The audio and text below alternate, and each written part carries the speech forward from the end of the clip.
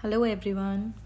आज हम बात करने वाले हैं DSSB प्रीवियस ईयर के एक पेपर के इंग्लिश पोर्शन के बारे में। जनरल पेपर में हमारी 20 मार्क्स की जो इंग्लिश आती है उसकी हम बात करने वाले हैं। ये 2025 का एग्ज़ाम है। तो सबसे पहले क्वेश्चन है, select the most appropriate antonym for the given word liable. अब सबसे पहले हमें ये पता होना चाहिए कि लाइबल का मतलब क्या होता है। लाइबल का मतलब होता है कि आप किसी चीज़ के लिए रिस्पॉन्सिबल हो। ठीक है, जैसे मैं बोलूँ कि you are liable to do this, कि आप ही रिस्पॉन्सिबल हो ये चीज़ करने के लिए। अब हमें एंटोनिम ढूंढना है तो हमें इसका ऑपोजिट ढूंढना है। तो लाइबल का जो एंटोनिम होगा वो ऑब्वियसली होगा अनअकाउंटेबल।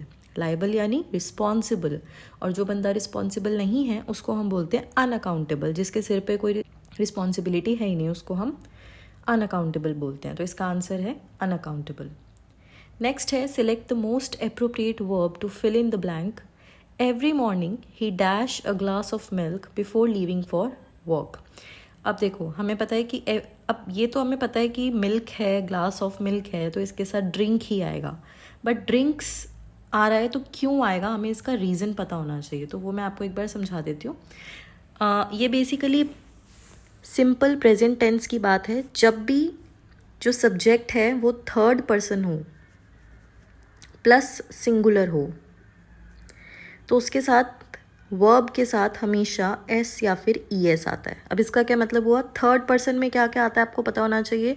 थर्ड पर्सन में आपका ही, शी और इट आता है। ठीक है, अब हमें यहाँ पे दिख रहा है कि ही की बात हो रही है।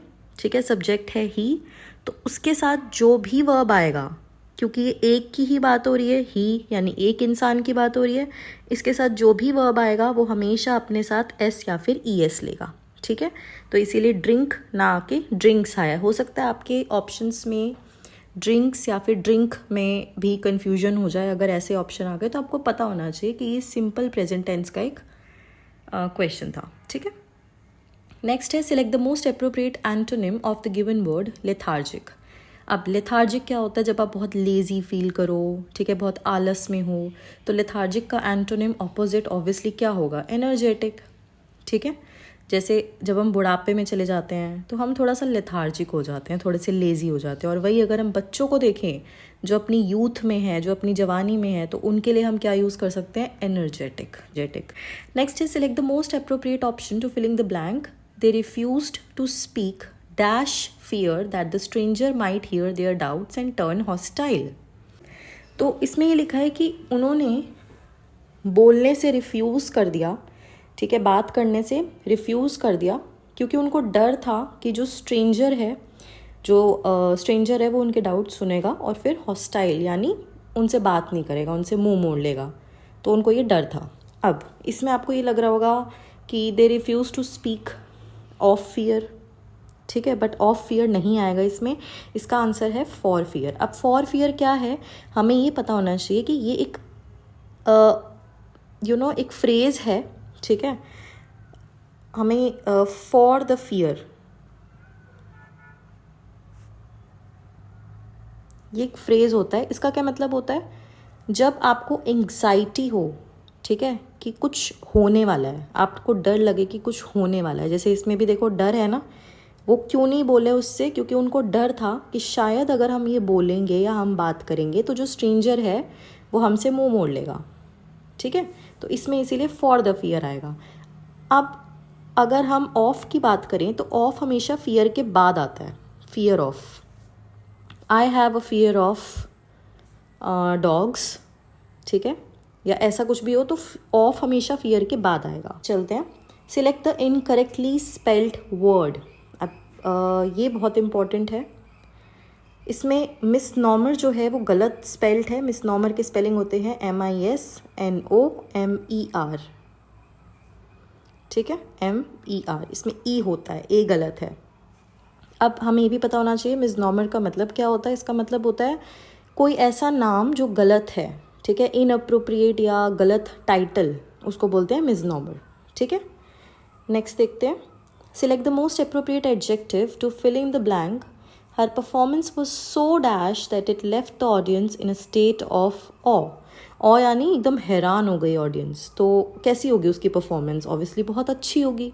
तो ऑप्शंस में हम देखते हैं, पहला ऑप्शन है अनसेटिस्फैक्ट्री। अनसेटिस्फैक्ट्री होगी तो फिर कैसे अच्छी होगी? नो। दूसरा है स्पेक्टैक्युलर। स्पेक्टैक्युलर मतलब बहुत ही ज़बरदस्त, बहुत ही अच्छी। तो ये ऑप्शन बिल्कुल सही है, स्पेक्टैक्युलर। थर्ड है टीडियस। टीडियस यानी टायरिंग सी परफॉर्मेंस, यानी टायरिंग, थकी थकी सी परफॉर्मेंस। ऑब्वियसली थकी थकी परफॉर्मेंस होगी तो क्यों ही अच्छा होगा। और मीडियोकर मतलब ठीक ठीक, ठीक है, तो भी फिर अच्छा नहीं होगा ऑब्वियसली। तो पॉजिटिव जो है उसमें, इन ऑप्शंस में जो पॉजिटिव टर्म है दैट इज स्पेक्टैक्युलर।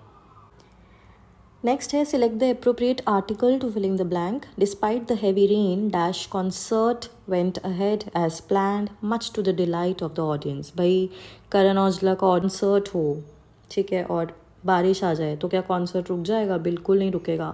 जो क्रेज़ी फैंस हैं जो कॉन्सर्ट देखने आए हैं भाई, उनके लिए तो कॉन्सर्ट चलेगा ही। तो अब इसमें आप देखो, आपको पता होना चाहिए कि पर्टिकुलर कॉन्सर्ट की बात हो रही है ना। तभी तो बताया है कि भाई वो वाला कॉन्सर्ट जो है वो वैसा ही चला जैसा प्लान हुआ था, डिस्पाइट द हैवी रेन। बहुत बारिश आई पर तब भी वो कॉन्सर्ट चला। तो पर्टिकुलर कॉन्सर्ट की बात हो रही है। जब भी किसी पर्टिकुलर चीज़ की बात होती है तो उसके साथ हम द लगाते हैं, ठीक है, we should know this. Next है arrange the sentences in the right order to form a meaningful paragraph. अब इसमें बहुत कन्फ्यूजन होती है बच्चों को, तो सबसे पहले मैं ये बताती हूँ कि आपको कुछ नहीं करना, आपको स्टार्टिंग के वर्ड्स देखने हैं, ठीक है। जैसे इसमें स्टार्टिंग का वर्ड है हिज अर्ली ईयर्स, ठीक है। उसके बाद है थ्रू डिटर्मिनेशन। अब ये तो भाई स्टार्टिंग है नहीं, ठीक है। डिस्पाइट चैलेंजेस, ये भी कभी स्टार्टिंग नहीं हो सकती। Today he is celebrated. अब देखो इसमें दो चीज़ें हैं जिनको हम स्टार्ट जिससे कर सकते हैं। तो यहाँ है टुडे ही इज़ सेलिब्रेटेड और दूसरा है हिज अर्ली ईयर्स। अब आप खुद बताओ कि पहले तो अर्ली ईयर्स की बात होगी ना, तभी तो आप आज पर आओगे, तभी तो आप टुडे पर आओगे। तो ये वाला फर्स्ट है, ठीक है। His early years were marked by poverty and struggle, ठीक है। अब उसके जो शुरू शुरू के दिन थे उसमें वो बहुत गरीब था, बहुत स्ट्रगल थी उसकी लाइफ में। अब यहाँ अगर हम दूसरा वाला देखें, today he celebrated for his commitment, तो सीधा इधर तो नहीं आएगा। अब उसकी थोड़ी बैक स्टोरी आएगी। Through determination he rose to become a respected leader. Despite challenges he never lost his vision for a better future. अब यहाँ पे ये सेकेंड हो जाएगा, ठीक है। डिटर्मिनेशन से वो एक रिस्पेक्टेड लीडर बना, चैलेंजेस के बावजूद भी उसने अपना विजन नहीं खोया एक बेटर फ्यूचर के लिए। आज इसीलिए उसको सेलिब्रेट किया जाता है for his commitment to hardly raise my arms above my aching side, I kept walking, ठीक।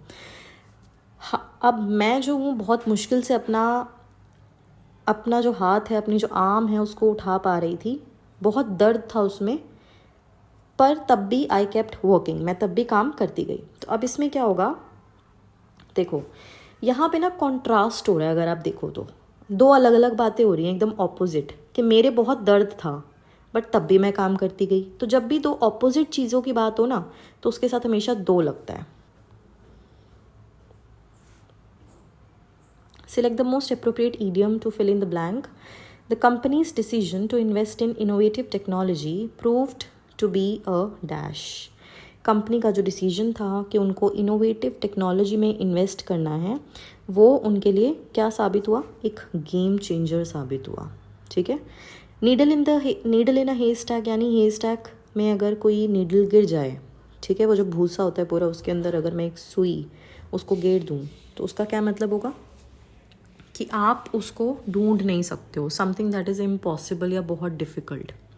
वो लेना चाइना शॉप होती है। अब देखो चाइना का जो मटेरियल होता है, चाइना डिशेस होती हैं कांच की, बहुत डेलिकेट सी, अगर मैं उस शॉप में एक बुल को छोड़ दूँ तो क्या होगा? सब कुछ तबाही मचा देगा वो। तो बुल लेना चाइना शॉप यही होता है कि एक डेलिकेट से, एक ऐसी सॉफ्ट सी सिचुएशन है और उसके अंदर एक बहुत ही क्लमजी पर्सन चला गया है, ठीक है, जिसको नहीं पता कि कैसे रिएक्ट करना है, कैसे एक्ट करना है। स्ट्रोक ऑफ लक, वो तो आप समझ गए होगे, एकदम से कुछ सडनली कुछ बहुत ही अच्छा हो जाना, उसको बोलते हैं stroke of luck. Select the most appropriate article to filling the blank. Dash professor is known for giving insightful lectures that challenge students to think critically. अब यहाँ पे बहुत बच्चों को कन्फ्यूजन हो जाएगी कि यहाँ पे द प्रोफेसर क्यों नहीं आया। तो मैं आपको बता देती हूँ, द प्रोफेसर हमेशा तब आता है जब हम कॉमन नाउन की बात करते हैं। कॉमन नाउन कैसे? जैसे मैं बोलूँ the professor forgot her bag in the college. ठीक है, तो कोई भी प्रोफेसर हो सकता है जो अपना बैग भूल गया है कॉलेज में, तो वो कॉमन नाउन में जाएगा। ठीक है, तब तो दबाएगा। बेसिकली टाइटल, प्रोफेसर एक टाइटल है। ठीक है, अगर उसके आसपास नाम हो, जैसे प्रोफेसर एनी, प्रोफेसर अनिल, ऐसा कुछ भी हो, तो उसके साथ कोई भी आर्टिकल नहीं आता है। अगर मैं किसी प्रोफेसर के टाइटल की बात कर रही हूँ, जो उसका काम है, प्रोफेसर का काम क्या है, पढ़ाना, अगर उससे रिलेटेड कोई बात है तो वो उसकी टाइटल की बात हो रही है, उसमें कोई भी आर्टिकल नहीं आता। जैसे इस सेंटेंस में आप देखो, dash professor is known for giving insightful lectures that challenge students to think critically. भाई प्रोफेसर का काम है लेक्चर देना, और यहाँ पे उस प्रोफेसर की यही बात हो रही है कि वो लेक्चर दे रहा है। ठीक है, तो इसीलिए यहाँ पे कोई भी आर्टिकल नहीं आएगा। आई होप आपको ये बात समझ आ गई हो। नेक्स्ट है select one word substitution for the given group of words. Absence of rain for a very long time, बहुत ईजी है। जब बारिश नहीं होती बहुत टाइम तक तो वहाँ पर सूखा पड़ जाता है, जिसको हम बोलते हैं ड्रॉट। ठीक है, तो इसका आंसर है ड्रॉट। उसके बाद वन वर्ड सब्सटीट्यूशन है a strong desire to travel. जिन लोगों को बहुत ट्रैवलिंग पसंद होती है, ठीक है, उनको हम बोलते हैं वॉन्डरलस्ट। वॉन्डर का मतलब ये होता है इधर उधर घूमना। ठीक है, वॉन्डरलस्ट मतलब जिनको बहुत चाहत है इधर उधर घूमने की, वॉन्डरलस्ट। आपने कई लोगों के इंस्टाग्राम के यूज़र नेम भी देखे होंगे, जो ट्रैवलर्स हैं वो अपने यूज़र नेम को वॉन्डरलस्ट करके रख देते हैं। तो इसमें हम वही चीज़ अप्लाई करेंगे। After a month of uncertainty, ये तो हो नहीं सकता। देखो, the entire team had been waiting anxiously for the final verdict. इसको हम देख लेते हैं। The manager walked into the room, इससे भी शुरू नहीं हो सकता। As soon as he announce the decision the tension dissipated. Okay, तो ये फर्स्ट है। देखो, पूरी टीम जो है वो वेट कर रही थी फाइनल वर्डिक्ट के लिए। तो बी से शुरू है, तो ये BCD ही है। The entire team had been waiting anxiously for the final verdict. C, फिर मैनेजर जो है वो रूम में आता है। डिसीजन ब्रॉट रिलीफ, डिसीजन जो है उसने इनको चैन की सांस दी, तो डिसीजन तो हो गया, तो ये तो लास्ट होगा। तो इसीलिए as soon as he announce the decision the tension dissipated. Select the appropriate proverb for the underlined part. She quit law for accounts. She always feels that others are in better situation than her. देखो, उसने क्या करा भाई, उसने law छोड़ दी, अपने दोस्तों को देखा कि वो अकाउंट्स कर रहे हैं तो वो भी उसमें चली गई, क्योंकि उसको हमेशा से ये लगता है कि जो दूसरे हैं ना वो मेरे से ज़्यादा अच्छी सिचुएशन में है। दूसरों को हमेशा अपने से अच्छा समझना कि भाई उनके पास जो है ना वो बेस्ट है। तो इसका प्रोवर्ब, इसका जो ईडियम या प्रोवर्ब है वो है the grass is greener on other side. आप कभी भी एक सिचुएशन में सेटिस्फाइड कभी हो ही नहीं पाओगे। आपको हमेशा लगेगा कि वहाँ पे और अच्छा है, वहाँ पे और अच्छा है। ठीक है, इस चक्कर में आप बस अपने ऑप्शंस ही खोजते रहोगे, कहीं एक जगह पर आप सेटल हो ही नहीं पाओगे।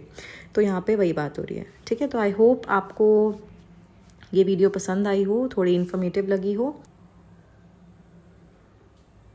ऐसी और वीडियोस देखने के लिए do share, subscribe and like this video. Thank you.